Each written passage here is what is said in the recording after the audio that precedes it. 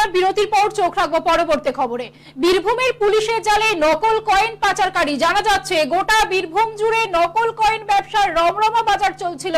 কিছুদিন আগে বোলপুরে উদ্ধার হয়েছিল নকল কয়েন, ঠিক তারপরই লাভপুর থানার পুলিশের জালে ধরা পড়ল নকল কয়েন পাচারকারী। গোপন সূত্রে খবর পেয়ে লাভপুর থানার পুলিশ লাভপুর থেকে বোলপুর যাওয়ার রাস্তায় পাথরঘাটা ব্রিজের কাছে হাতে নাতে ধরে দুই ব্যক্তিকে। তাদের কাছ থেকে উদ্ধার হয়েছে প্রায় 150 পিস নকল কয়েন এবং পুলিশ সূত্রে খবর শেখ মোজাম্মেল এবং মোহাম্মদ রনি এই দুজনকে গ্রেপ্তার করা হয়েছে। দুজনের কাছ থেকেই নকল কয়েন উদ্ধার হয়েছে এবং তাদেরকে বোলপুর মহকুমা আদালতে তোলা হয়েছে। দুজনকে 14 দিনের জেল হেফাজতে পাঠিয়েছে আদালত। লাভপুর থানার পুলিশ সূত্রে আরো জানা যায় কয়েকদিন ধরেই এই রাস্তা তারা ব্যবহার করছিল এবং গোপন সূত্রে খবর পেয়ে তাদেরকে গ্রেপ্তার করা হয়েছে।